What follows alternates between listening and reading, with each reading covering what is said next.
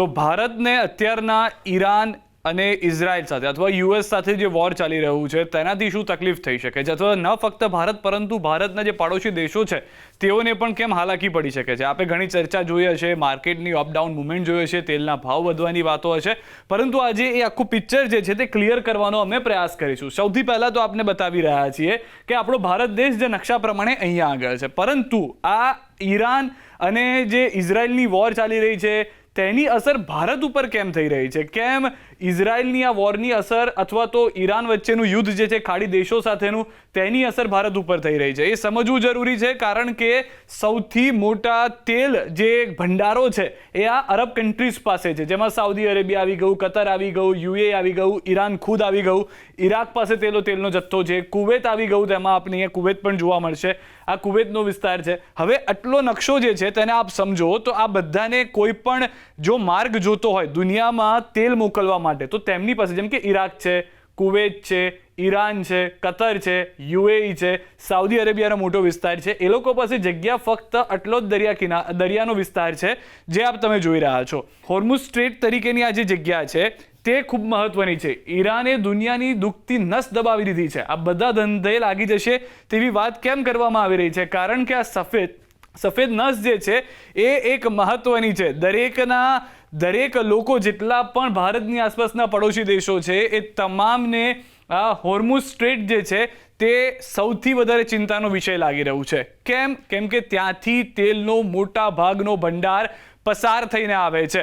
હવે આપ એ સમજીને ચાલો કે જે ઈરાન છે તેઓએ અત્યારના જે સમાચાર છે જે કહેવામાં આવી રહ્યું છે, ઇન્ટરનેશનલ મીડિયામાં આવી રહ્યા છે, ઈરાને કહી દીધું છે અત્યારના જે ઇન્ટરનેશનલ મીડિયા રિપોર્ટ છે તે પ્રમાણે કે અમે હોર્મુઝ સ્ટ્રેટ જે છે તે બંધ કરી રહ્યા છીએ. હવે આ જે વિસ્તાર છે 30 થી 35 કિલોમીટરની પહોળાઈવાળો વિસ્તાર છે. અહીંયા આગળ આપ સમજીને ચાલો કે 5-7 વેસલ જો સામસામે આવી જાય જે ઓઇલ લઈને જતા હોય છે તો પણ ત્યાં આગળ લાંબા સમય સુધી હાલાકી થતી હોય છે. હવે જેમ કે કતાર, યુએઈ, ઈરાન, જે બીજા બધા નાના ઓમાન જેવા દેશો છે જેઓ પાસે આ વિસ્તાર જે છે તે મહત્વનો છે.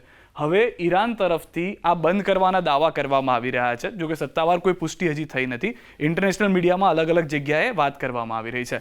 ભારતને શું અસર થશે? કારણ કે ભારત જે છે તે લિક્વિડ નેચરલ ગેસ હોય, એલપીજી હોય, આ બધાનો મોટા પ્રમાણમાં આયાત કરતો દેશ છે. હોર્મુઝ સ્ટ્રેટ કેમ મહત્વપૂર્ણ છે? દુનિયાના વેપારમાં હોર્મુઝ સ્ટ્રેટની મહત્વપૂર્ણ ભૂમિકા આ અરબ દેશોના કારણે છે. કાચા તેલ, ગેસ માટે ધોળી નસ સમાન માનવામાં આવે છે. આટલો જે જળમાર્ગ છે એટલો જળમાર્ગ દુનિયામાં થતા કુલ વેપારના અંદાજે 20% તેલ ગેસ વેપાર જે છે તે આ આટલી ફક્ત જગ્યા જે છે તેમાંથી પસાર થઈને નીકળે છે. ભારત છે, ચીન છે, ઉપરાંત યુરોપના દેશોની પણ નિર્ભરતા ખૂબ જ મોટી છે હોર્મુઝ સ્ટ્રેટ પર. હોર્મુઝ સ્ટ્રેટ ખૂબ જ મહત્વની ભૂમિકામાં છે. હોર્મુઝ સ્ટ્રેટના રસ્તેથી કાચું તેલ, ગેસ આયાત કરતા મુખ્ય જે દેશો છે તેમાં ચીન છે કે જે 37% જે આ ધંધો કરે છે, ત્યાં આગળ પોતાના જેટલા પણ કાચું તેલ કે ગેસ બાકી કન્ટ્રીઝમાંથી લાવતું હશે ચીન 37% લાવે છે. ભારત ઉપર આવીએ તે પહેલાં બીજા દેશોની વાત કરીએ, જેમ કે દક્ષિણ કોરિયા, તે 12% ત્યાંથી લાવે છે જે પોતાની નિર્યાત જેટલું પણ એમને જરૂર પડે છે તે. જાપાન 11% લાવે છે. હવે આ બધા જે છે તે આપ જોશો તો હોર્મુઝ સ્ટ્રેટથી પસાર થઈ અલગ રૂટ, જેમ કે ઇન્ડિયન ઓશન છે ત્યાંથી પસાર થઈ અને પછી જતા હોય છે. પરંતુ ભારત માટે ચિંતાની વાત કેમ છે? ભારત ભલે આ જે આખો રૂટ છે તેના 14% હિસ્સો જ ધરાવે છે, પરંતુ જો ભારતની ખુદની ઇન્ડિવિજ્યુઅલ કેપેસિટી જોઈએ તો અંદાજિત 50% જેટલો જથ્થો, જે વિચારીને ચાલો કે આપણે 100 લીટર તેલ જોઈએ છે તો 100માંથી 50 લીટર તેલ જે છે એ આ હોર્મુઝ સ્ટ્રેટની મદદથી અહીંયા સુધી પહોંચે છે, જે વિસ્તાર છે તેની મદદથી પહોંચે છે. અંદાજિત આંકડો છે જે અમે આપને કીધો છે. તો ભારત ભલે આખા ઓલામાં 14% સાથે તમને થોડું નાનું લાગતું હોય કે ચીન તો 37% છે, ભારત તો 14% છે, એટલી બધી ચિંતા કરવાની જરૂર નથી. પણ જો ભારતની ઇન્ડિવિજ્યુઅલ કેપેસિટી જોઈએ તો 100 લીટર જો દિવસની ખપત છે તો તેમાંથી 50 લીટર તેલ તો અહીંયાથી જ આવી રહ્યું છે તેવો અંદાજિત આંકડો છે. હવે કાચું તેલ ભારતનો અંદાજિત આંકડો છે 41.3 કરોડ લીટર પ્રતિ દિવસ, એટલે કે 50%. 41.3 કરોડ ટોટલ આપણે 82.3 કરોડ લીટર પ્રતિ દિવસ જે છે તે ખપત છે, તો એના 50% પ્રમાણે આટલી ખપત ત્યાંથી થઈ રહી છે, અંદાજિત આંકડો છે. દુનિયાના 318 કરોડ લીટર પ્રતિ દિવસ એટલે કે 20% હિસ્સો જે છે તે હોર્મુઝ સ્ટ્રેટથી પસાર થઈને આવી રહ્યો છે. આજે અંદાજિત આંકડા પ્રમાણે જો એલએનજીની પણ વાત કરીએ તો દુનિયાના 20 થી 22% પરંતુ ભારતનો 60% જેટલો હિસ્સો જે છે તે ત્યાંથી આવી રહ્યો છે. LNG કે જે તમે જોયો હશે કે બહુ બધા ધંધાર્થીઓ માટે મહત્વનું છે, જેમ આપણે મોરબીની સિરામિક્સ જોતા હોય છે ત્યાં તેનો ઉપયોગ થતો આવ્યો છે. LPG કે જે રાંધણ ગેસ છે, જે ભારતના દરેક ઘરને જરૂર છે, LPGનો 85% હિસ્સો અંદાજિત જે છે તે આ રસ્તેથી આવી રહ્યો છે. આપ વિચારીને ચાલો કે 100 ઘરની અંદર LPG જઈ રહ્યો છે તો 85 ઘર જે છે તેમાં હોર્મુઝ સ્ટ્રેટનો મોટો ફાળો છે કે ત્યાંથી આવી રહ્યો છે. આ અંદાજિત આંકડા પ્રમાણે એ આપણને જોવા મળી રહ્યું છે. એટલે કે આ સફેદ નસ જે છે જો એ બંધ થઈ જાય છે, જે અત્યારને ઈરાન તરફથી દાવો કરવામાં આવી રહ્યો છે કે અમે હોર્મુઝ સ્ટ્રેટ બંધ કરી દીધો છે, તો ખૂબ જ મોટી હાલાકી ભારતના લોકોને થઈ શકે છે.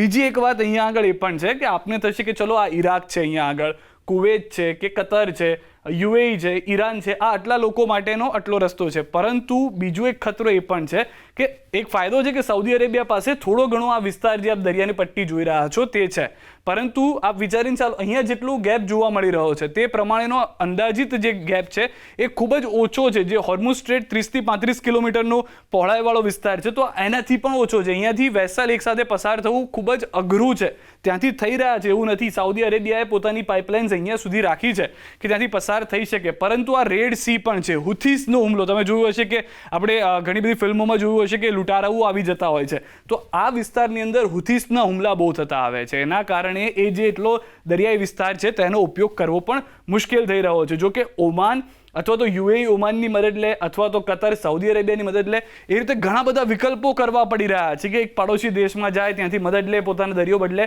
યુરોપની બહુ બધી કન્ટ્રીઝ એવી છે કે જે એનો મદદ લઈ રહી છે. તો આ બધી જગ્યાથી પસાર કરવું ખૂબ જ મુશ્કેલ છે કે અહીંયાથી એ પસાર થઈને જાય અને ત્યારબાદ તેમની કન્ટ્રીઝ સુધી પહોંચે. એટલે કે ઈરાન જે છે તે એ ટેકનિક વાપરી રહી છે કે હોર્મુઝ સ્ટ્રેટ બંધ કરી દઈએ. હવે બંધ કરી દીધા બાદ દુનિયાને ખબર પડશે કે કેટલી ખરાબ પરિસ્થિતિ છે અને ત્યારબાદ અમે ટેક્ટિકલી આગળ આવીશું અને પછી અમે અમેરિકા અને ઇઝરાયલને દબાવવાનો પ્રયાસ કરીશું. આવું કેટલાક પંડિતો માની રહ્યા છે. પરંતુ એનાથી આર્થિક નુકસાન ઈરાનને પણ થશે, કારણ કે બીજા બધા વિકલ્પો ટૂંક સમયમાં શરૂ થઈ જશે. જેમ કે રશિયાએ કહ્યું છે કે અમારા જહાજો તેલ ભરેલા તૈયાર છે, ભારત કે અમે મોકલાવી દઈશું. આવી વાત ચાલી રહી છે કે રશિયા તરફથી પણ એ દાવો કરવામાં આવ્યો છે કે જે ભારતે ખપત થોડી ઓછી કરી છે, એ ખપત જો ભારત વધારે છે તો અમે પહોંચાડવા માટે તૈયાર છીએ. અને એવું માનવા ભૌગોલિક દ્રષ્ટિએ આપ જુઓ તો ચીનની થોડી ઉપર આવેલું છે, પરંતુ ત્યાં પણ દરિયાઈ માર્ગની તો થોડી ઘણી જરૂર પડશે કે જેથી તેલ છે કે LNG કે LPG જે પણ આપણે રશિયા પાસેથી લઈએ છીએ તે પહોંચાડવામાં પણ ભારતને જરૂર તો પડશે જ ત્યાં માટે. તો મોટા મોટી જે પરિસ્થિતિ છે એ પ્રમાણે આ જે હોર્મુઝ સ્ટ્રેટ છે જો એ બંધ થયો જે દાવો કરવામાં આવ્યો છે, તો શક્યતાઓ છે કે ભાવ વધારો જોવા મળી શકે. ન ફક્ત તેલ કે પેટ્રોલના ભાવમાં વધારો થાય કે ન LNG LPGમાં, કેમ કે આનાથી બધી સાયકલ્સ ચાલે છે. તો શક્યતાઓ છે જેમ ટ્રકમાં પેટ્રોલનો વધારો થાય તો તમારે ત્યાં આવતા શાકભાજી મોંઘા થઈ જાય, તમે જો કોઈ વસ્તુ ખરીદો છો તે મોંઘી થઈ જાય. હાલમાં શક્યતાઓ એવી છે કે જ્યાં સુધી જો હોર્મુઝ સ્ટ્રેટ બંધ રહે છે ત્યાં સુધી એ ચિંતાની વાત છે. પરંતુ જો આ ઈરાન, ઇઝરાયલ અને USAનું યુદ્ધ ખતમ થઈ જાય છે તો ફરી એક વખત જે ભાવ વધારાની થોડી ચિંતા હતી એ ઘટી જશે. માર્કેટમાં જે જોવા મળી રહ્યું હતું વોલેટિલિટી, તેમાં પણ થોડી શક્યતાઓ છે કે તે થોડું સ્ટેબલ થાય અને તેમાં પણ જે રોકાણકારો છે તેઓને પૈસા પાછા મળે.